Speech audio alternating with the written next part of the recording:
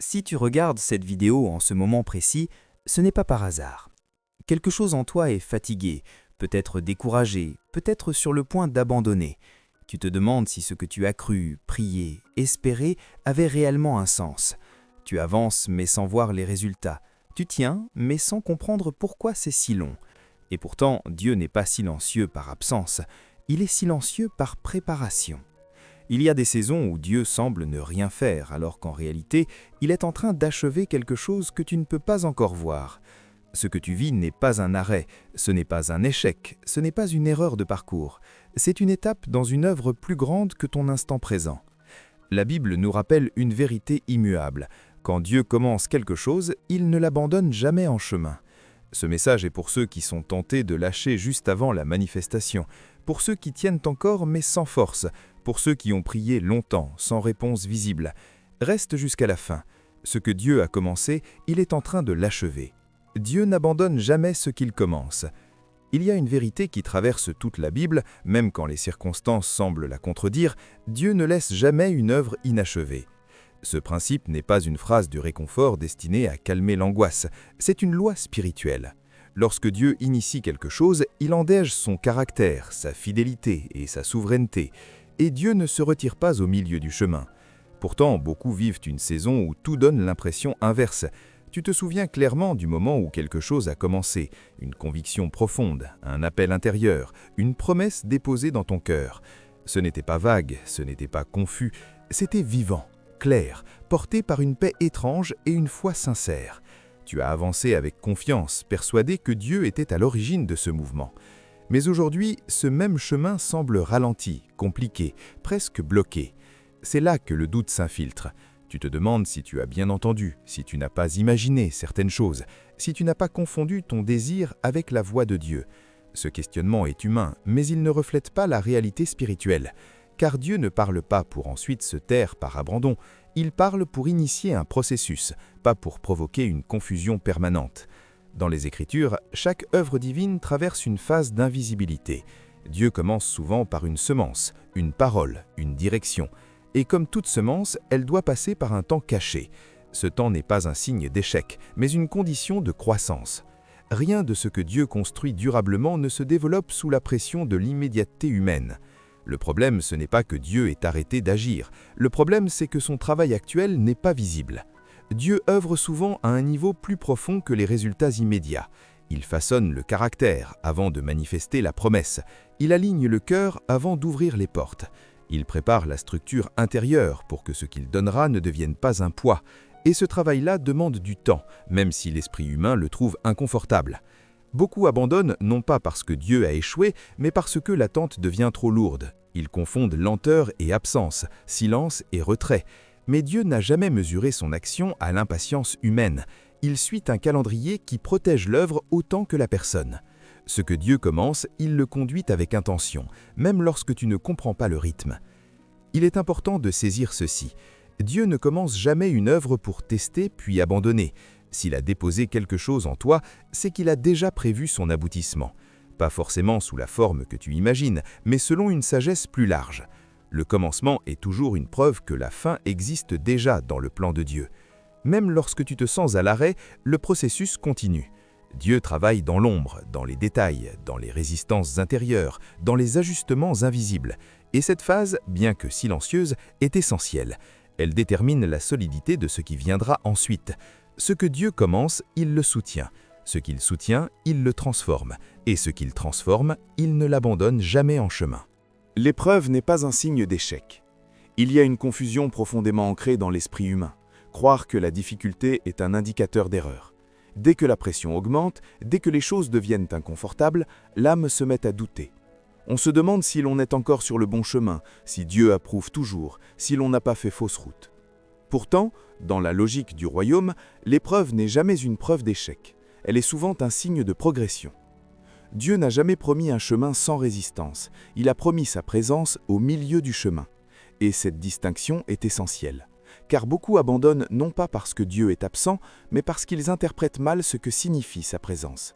Ils pensent que si Dieu est là, tout devrait être fluide. Or, dans la Bible, la présence de Dieu accompagne souvent les saisons les plus exigeantes. L'épreuve révèle ce qui est en train d'être formé. Quand tout est facile, le cœur n'est pas mis à nu. Les motivations restent intactes mais non éprouvées. C'est dans la pression que l'authenticité apparaît. L'épreuve agit comme un révélateur. Elle montre ce qui est solide, ce qui est fragile, ce qui doit être purifié. Et ce travail intérieur est indispensable avant toute élévation. Ce que tu vis n'est pas une sanction. Dieu ne corrige pas par cruauté, il ne façonne pas par rejet. L'épreuve ne signifie pas que tu as échoué, mais que tu es en train de traverser une étape nécessaire. Dans de nombreuses histoires bibliques, la souffrance précède toujours l'accomplissement.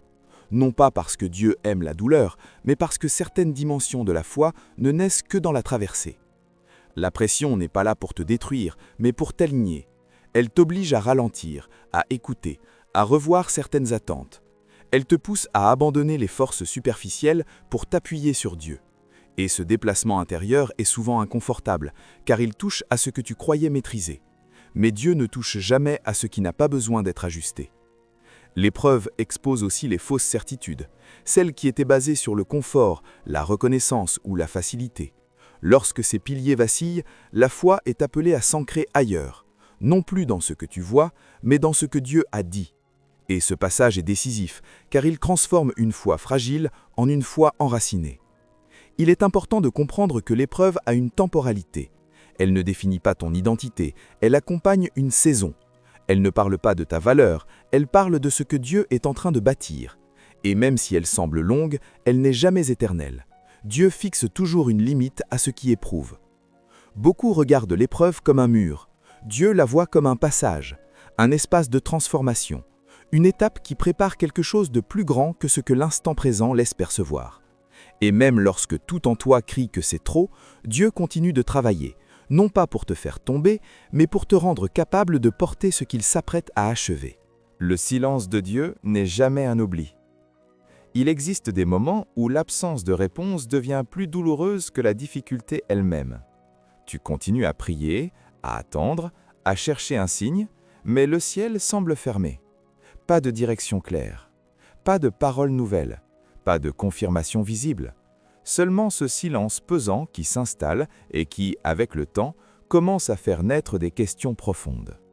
C'est dans ces moments-là que beaucoup interprètent le silence de Dieu comme une absence, voire un désintérêt. Mais le silence de Dieu n'est jamais un oubli. Dans la relation avec Dieu, le silence n'est pas une rupture de communication. Il est une autre forme de langage.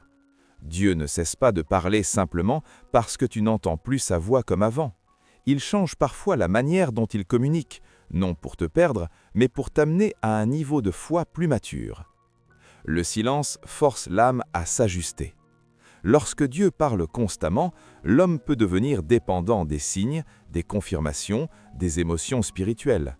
Mais lorsque Dieu se tait, le cœur est invité à se reposer sur ce qui a déjà été dit. Le silence teste la solidité de la foi. Il révèle si la confiance est basée sur la voix du moment ou sur la fidélité du Dieu qui a parlé autrefois. Ce que Dieu a dit une fois n'expire pas dans le temps. Ces paroles ne perdent pas leur puissance parce que la situation s'est compliquée. Elles ne deviennent pas obsolètes parce que le chemin est plus long que prévu. Le silence ne supprime pas la promesse. Il la place dans un espace où elle doit être crue sans soutien émotionnel. Dieu travaille souvent plus intensément dans le silence. Quand rien ne bouge à l'extérieur, beaucoup de choses sont en train de s'ordonner à l'intérieur. Dieu ajuste les motivations, affine les intentions, corrige les attentes. Ce travail est invisible mais essentiel. Sans lui, la manifestation extérieure serait fragile, voire dangereuse pour l'équilibre intérieur. Le silence est aussi un lieu de protection. Dieu ne révèle pas toujours ses plans à l'avance, parce que certaines choses doivent rester à l'abri jusqu'à leur maturité. Tout ne peut pas être expliqué avant d'être vécu. Certaines réponses viendront non par des mots, mais par des événements. Et ces événements parlent parfois plus fort que n'importe quelle révélation verbale. Il est naturel de vouloir comprendre, mais la compréhension précède rarement l'obéissance. Dieu invite souvent à marcher avant d'expliquer, et dans le silence, il observe si le cœur continue d'avancer sans garantie immédiate. Ce moment révèle une foi qui ne dépend plus des sensations, mais de la relation. Le silence n'est pas vide, Il est rempli de préparation. Il est chargé de sens, même s'il est inconfortable. Et lorsque Dieu choisit de parler à nouveau, ce n'est jamais pour corriger une erreur de parcours, mais pour confirmer que même dans le silence, il n'a jamais cessé d'être présent ni d'agir. Dieu agit souvent au moment où tout semble perdu. Il arrive un point sur le chemin où l'espérance humaine atteint sa limite. Plus d'options visibles, plus de solutions raisonnables, plus de force pour continuer à lutter comme avant. Tout semble indiquer que c'est la fin, que le temps est passé, que la situation est allée trop loin pour être renversée. C'est précisément à cet endroit que Dieu intervient le plus souvent. Dieu n'est pas pressé par les échéances humaines. Là où l'homme voit une impasse, Dieu voit un cadre parfait pour révéler sa puissance. Lorsque les ressources s'épuisent, lorsque les stratégies échouent, lorsque la logique humaine abandonne, l'espace est enfin dégagé pour une action divine incontestable. Ce n'est pas un hasard si tant d'interventions bibliques se produisent à la dernière minute, lorsque tout semblait irréversible. Le retard apparent n'est pas un oubli, il est souvent intentionnel. Dieu attend que l'intervention ne puisse être attribuée à aucune capacité humaine. Il permet parfois que les choses arrivent à un point critique afin que le résultat final ne laisse aucun doute sur son origine. Ce moment où l'homme ne peut plus rien faire devient le point exact où Dieu commence à agir. L'espoir humain a ses limites, mais la fidélité de Dieu n'en a pas. Lorsque l'attente devient lourde, l'esprit commence à s'adapter à l'idée de la perte. On apprend à vivre avec le manque, à accepter une version réduite de la promesse, à se convaincre que certaines choses ne se produiront jamais. Et pourtant, c'est souvent dans cette phase d'acceptation douloureuse que Dieu prépare une intervention qui dépasse ce qui était imaginé au départ. Dieu ne se manifeste pas toujours pour éviter la chute. Parfois, il intervient après, non pour réparer partiellement, mais pour reconstruire entièrement. Il permet que certaines choses s'effondrent afin de poser un fondement nouveau, plus solide, plus aligné avec son plan. Ce processus est déroutant car il va à l'encontre du désir humain de contrôle et de sécurité immédiate. Quand tout semble perdu, la foi est dépouillée de ses appuis secondaires. Il ne reste plus que la confiance nue, sans garantie, sans plan alternatif. Et cette foi-là, bien que fragile en apparence, est celle que Dieu honore le plus, car elle ne repose plus sur ce que l'homme peut encore sauver, mais uniquement sur ce que Dieu peut faire. Dieu n'agit jamais trop tôt ni trop tard, il agit au moment juste. Ce moment peut sembler cruel, incompréhensible, voire injuste, mais il est toujours précis. Et lorsque l'intervention arrive, elle transforme non seulement la situation, mais aussi la manière dont la foi est vécue. Ce que Dieu fait à ce moment-là marque l'âme durablement, parce que cela prouve que même lorsque tout semblait fini, lui ne l'avait jamais considéré comme tel. L'obéissance attire l'achèvement divin. Il existe une obéissance qui ne dépend ni de la compréhension ni de la certitude. Une obéissance silencieuse, parfois inconfortable, qui ne s'appuie pas sur des garanties visibles. Cette forme d'obéissance est rarement mise en avant car elle ne produit pas de résultats immédiats. Pourtant, c'est souvent elle qui déclenche l'achèvement de ce que Dieu a commencé. Obéir sans comprendre est l'un des actes de foi les plus profonds.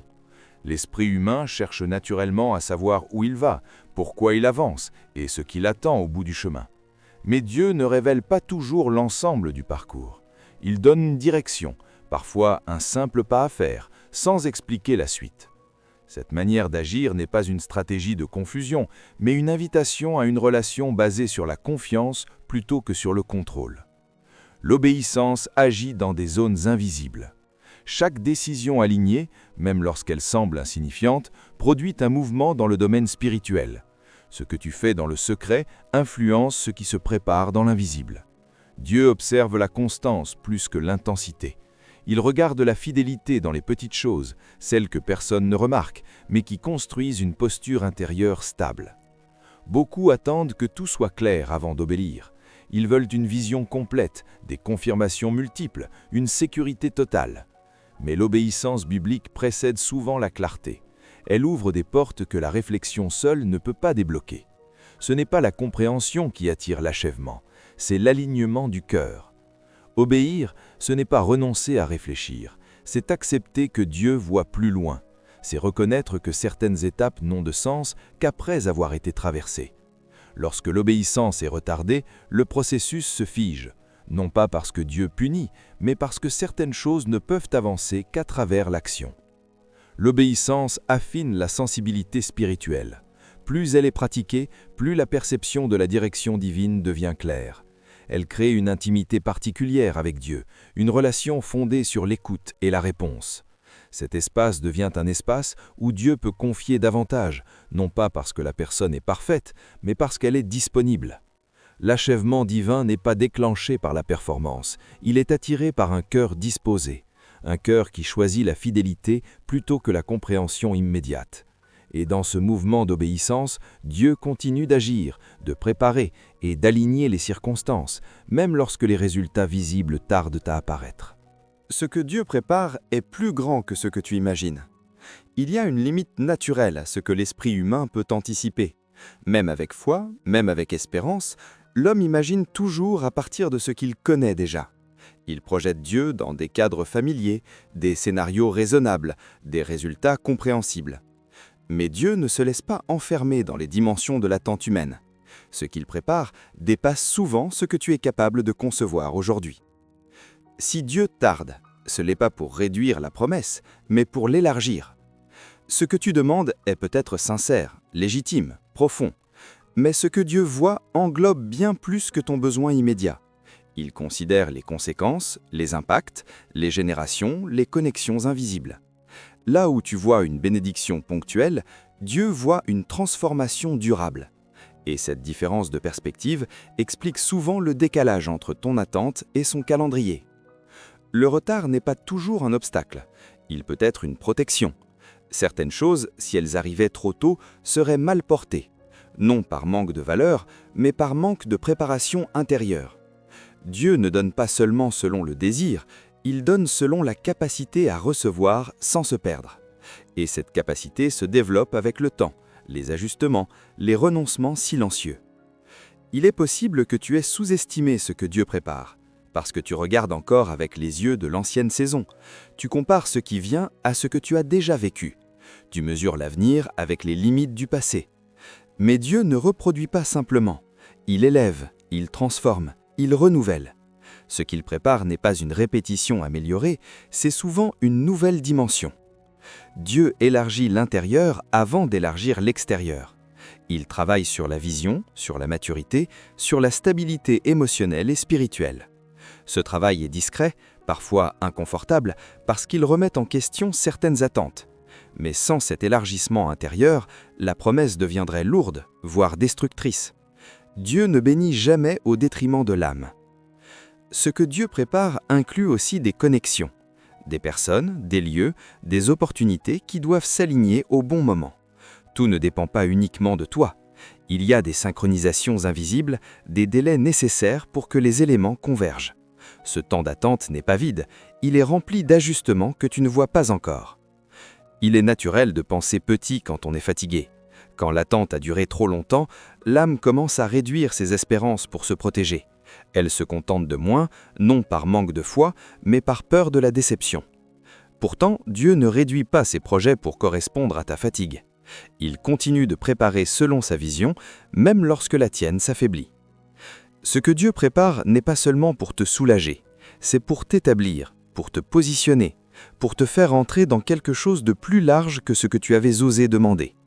Et même si aujourd'hui cela semble flou, lent, disproportionné par rapport à l'effort fourni, le travail se poursuit. Dieu ne prépare jamais quelque chose de banal quand il prend autant de temps. Ta persévérance a un impact au-delà de ta vie. Il y a des combats que tu penses vivre seul, comme s'ils ne concernaient que ton cœur, ta foi, ton histoire personnelle. Tu te dis que ce que tu traverses est intime, presque invisible, sans grande portée au-delà de ton quotidien. Pourtant, dans la perspective de Dieu, ta persévérance n'est jamais isolée. Elle s'inscrit dans quelque chose de bien plus vaste que ta propre trajectoire. Dieu ne travaille jamais uniquement à l'échelle individuelle. Lorsqu'il permet une saison longue, exigeante, parfois incompréhensible, ce n'est pas seulement pour façonner une personne, mais pour préparer une influence. Ce que tu apprends à tenir dans l'ombre deviendra un point d'appui pour d'autres dans la lumière. Même si tu ne le vois pas encore, ta manière de rester debout aujourd'hui parle déjà. La persévérance crée un langage silencieux, un langage que les paroles seules ne peuvent pas transmettre. Il y a des gens qui ne seront jamais touchés par un discours, mais qui seront profondément marqués par une vie qui n'a pas abandonné malgré la pression. Ton endurance devient alors un témoignage vivant, non parce que tu racontes tout, mais parce que ta constance raconte quelque chose de vrai. Dieu utilise souvent les chemins difficiles pour former des messagers crédibles. Non pas des personnes parfaites, mais des personnes vraies. Des personnes qui savent ce que signifie attendre, douter, tomber intérieurement et continuer quand même. Ce vécu donne une profondeur que l'enseignement théorique ne peut pas produire. Il crée une autorité douce fondée sur l'expérience plutôt que sur la performance. Ta persévérance laisse des traces invisibles. Des personnes t'observent sans que tu le saches. Elles voient comment tu gères l'attente, comment tu traverses les silences, comment tu continues malgré l'absence de résultats immédiats. Et sans un mot, quelque chose s'imprime en elles, une permission intérieure de ne pas abandonner trop vite. Il est possible que ton histoire soit en train de devenir un refuge. Pas encore, peut-être pas maintenant, mais bientôt. Dieu transforme souvent les lieux de douleur en lieux de consolation pour les autres. Ce que tu as enduré sans réponse immédiate deviendra un espace de compréhension pour ceux qui souffrent en silence. Ta persévérance ouvrira des portes de dialogue, de soutien, de guérison. Dieu ne gaspille aucune fidélité. Chaque jour où tu choisis de rester aligné, même fatigué, même sans clarté, s'ajoute à une œuvre plus large. Rien n'est perdu, rien n'est inutile. Même les saisons où tu te sens invisible participent à une construction qui dépasse ton champ de vision actuel.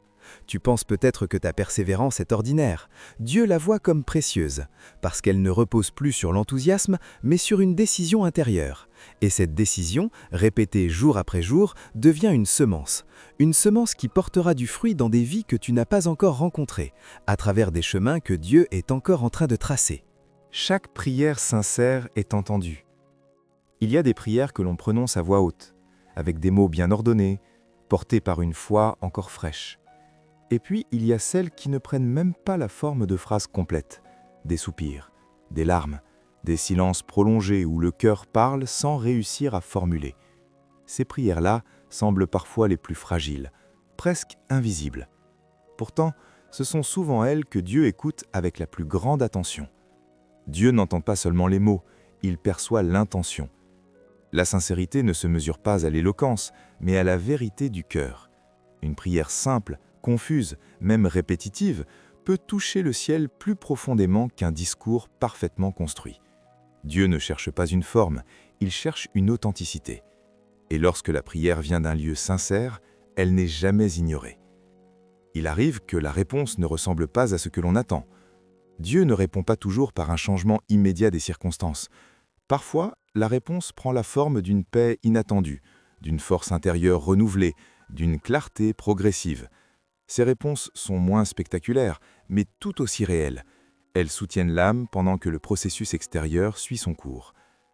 Chaque prière crée un mouvement. Même lorsque rien ne semble changer à la surface, quelque chose se met en place dans l'invisible. La prière aligne, ouvre, prépare. Elle agit comme une semence déposée dans un sol qui n'est pas encore prêt à reproduire. Le temps entre la prière et la manifestation n'annule pas l'action. Il en fait partie. Il est humain de se décourager quand les réponses tardent. On finit par penser que Dieu est distant, occupé ailleurs, ou que la prière n'a plus d'effet. Mais Dieu ne fonctionne pas sur le principe de l'oubli. Il ne perd aucune prière en route. Ce qui n'est pas encore visible n'est pas inexistant. Dieu répond aussi par des ajustements intérieurs. Il façonne la perception, affine les désirs, redéfinit parfois la demande elle-même. Ce processus peut être déroutant car il transforme la prière en dialogue plutôt qu'en requête à sens unique. Mais c'est dans ce dialogue que la relation s'approfondit. Les prières silencieuses comptent autant que les déclarations audibles. Celles que tu fais quand tu es seul, épuisé, sans force pour expliquer, sont reçues avec la même attention. Dieu ne hiérarchise pas les prières selon leur visibilité, mais selon leur sincérité. Chaque fois que tu pries, même sans y croire pleinement, tu choisis de ne pas te fermer. Tu ouvres un espace où Dieu peut agir, même lentement, même discrètement. Et cet espace, aussi fragile soit-il, devient un lieu de rencontre.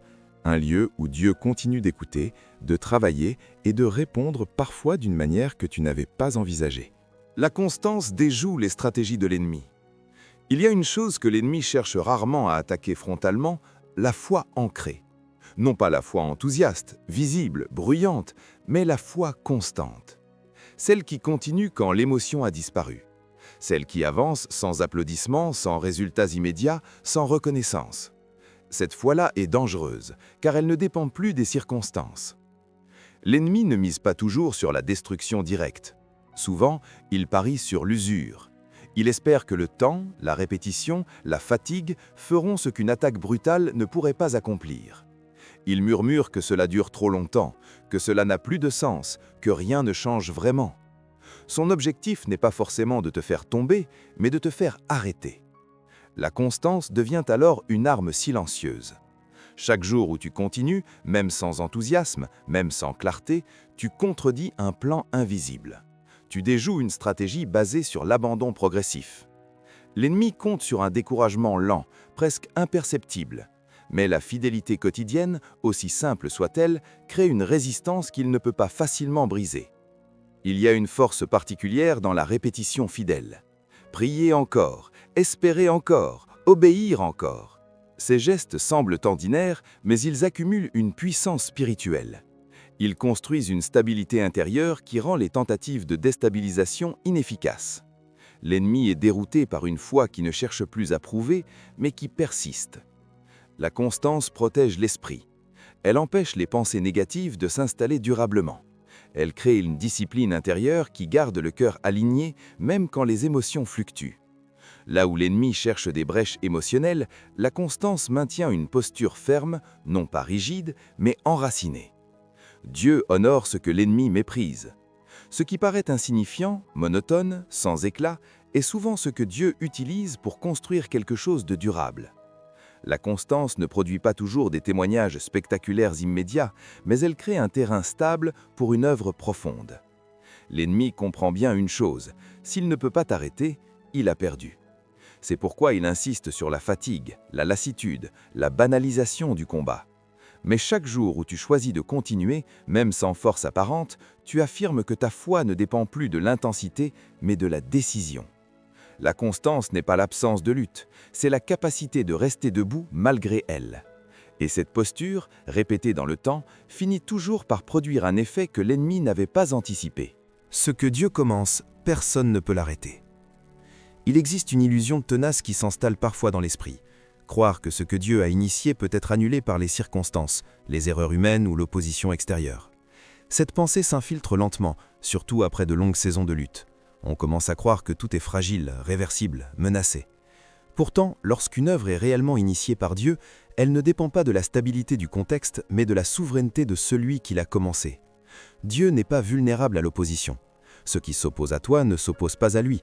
Les résistances, les retards, les conflits, les incompréhensions n'ont jamais surpris Dieu. Ils ne constituent pas un obstacle imprévu, mais des éléments déjà intégrés dans son plan. Ce qui semble chaotique à tes yeux ne l'est pas dans la vision divine. Dieu ne réagit pas aux événements, il les encadre. Aucune erreur humaine n'annule un plan divin. Cela ne signifie pas que les choix n'ont pas de conséquences, mais que Dieu sait rediriger, restaurer et réaligner. Même les détours peuvent devenir des voies d'apprentissage.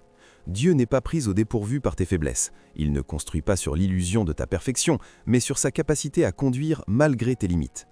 L'opposition ne fait souvent que confirmer l'authenticité de l'œuvre. Ce qui n'a aucune valeur spirituelle attire rarement une résistance intense. Lorsque quelque chose est appelé à porter du fruit, il devient une cible. Mais cette pression n'est pas un signe de fragilité, elle est souvent un indicateur de potentiel. L'ennemi s'agite davantage autour de ce qui menace son influence. Ce que Dieu commence est porté par sa fidélité, pas par ta force. C'est une libération profonde de comprendre que l'achèvement ne repose pas sur ta capacité à tenir parfaitement, mais sur la constance de Dieu à accomplir. Cela n'exclut pas ta responsabilité, mais cela t'enlève le poids de devoir tout porter seul. Dieu soutient ce qu'il initie. Les plans de Dieu ne sont pas soumis au vote humain. Ils ne dépendent pas de l'approbation, de la compréhension ou de l'adhésion générale. Beaucoup d'œuvres divines ont commencé dans l'incompréhension, parfois même dans l'opposition directe. Pourtant, aucune de ces résistances n'a empêché l'accomplissement final. Dieu n'attend pas que tout le monde soit d'accord pour agir. Le temps peut donner l'impression d'un ralentissement, mais le temps n'érode pas ce que Dieu bâtit, il le solidifie. Ce qui dure dans le temps développe une profondeur que l'immédiateté ne peut produire. Dieu ne précipite pas l'achèvement pour satisfaire l'impatience humaine. Il construit pour la durée, pas pour l'effet. Ce que Dieu commence porte en lui une force d'accomplissement. Même lorsque tout semble menacé, même lorsque les circonstances se referment, même lorsque l'espoir humain s'amenuise, l'œuvre continue d'avancer, parfois de manière imperceptible. Dieu n'a jamais commencé quelque chose pour ensuite se retirer discrètement. Ce qu'il initie, il le soutient, le traverse et le mène à son terme, indépendamment des oppositions visibles. Ne t'arrête pas avant l'achèvement. Si tu es arrivé jusqu'ici, ce n'est pas un hasard. Ce message n'était pas simplement destiné à être écouté, mais à être reçu. À travers chaque parole, une vérité s'est répétée sous différentes formes. Dieu n'a jamais abandonné ce qu'il a commencé dans ta vie. Même quand tu as douté, même quand tu t'es senti fatigué, même quand le silence t'a pesé, Dieu est resté fidèle à son œuvre. Ce que tu traverses en ce moment n'est pas une fin, mais une phase qui prépare quelque chose de plus solide, de plus profond et de plus aligné avec le plan de Dieu. Tu n'es pas en retard, tu n'as pas manqué le moment, tu n'as pas épuisé la patience de Dieu. Ce que tu vois aujourd'hui n'est qu'une partie du processus, pas son aboutissement. Peut-être que rien n'a encore changé extérieurement, mais quelque chose a déjà commencé à bouger à l'intérieur. La foi que Dieu construit en toi n'est plus basée sur l'émotion ou l'urgence, mais sur une foi enracinée. Et cette foi-là est capable de porter ce que Dieu s'apprête à achever. Reste là, continue, même lentement, même sans tout comprendre. Dieu sait exactement où tu en es et il n'a pas perdu le contrôle. Si ce message t'a parlé, prends un instant pour liker cette vidéo. Cela permet à ce message d'atteindre d'autres personnes qui en ont besoin. Commente ce que tu ressens, une parole de foi ou simplement « je tiens encore ». Ton témoignage peut encourager quelqu'un d'autre. Abonne-toi à la chaîne si tu veux continuer à recevoir des messages profonds, bibliques et inspirants pour fortifier ta foi. Reste connecté. Dieu n'a pas fini et ce qu'il a commencé, il va l'achever.